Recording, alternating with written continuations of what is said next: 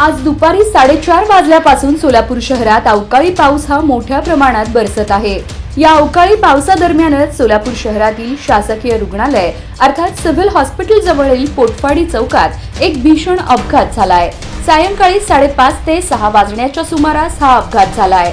पोटफाडी चौकातून रंगभवनकडे निघालेल्या अशोक लेलँड वाहन क्रमांक MH13 CU 6714 या गाडीने पोटफाडी चौकातील डिव्हायडरला जोरदार धडक दिली।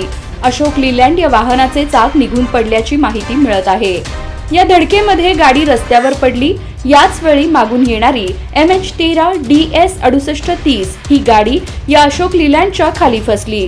मिळालेल्या माहितीनुसार ही टू व्हीलर एका पोलीस कर्मचाऱ्याची असल्याची प्राथमिक माहिती मिळत आहे।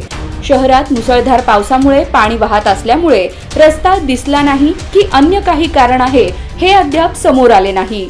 या अपघातात सुदैवाने कोणतीही जीवितहानी झाली नाही, मात्र दोन्ही गाड्यांचे नुकसान झाल्याची प्राथमिक माहिती स्थानिक नागरिकांनी दिली।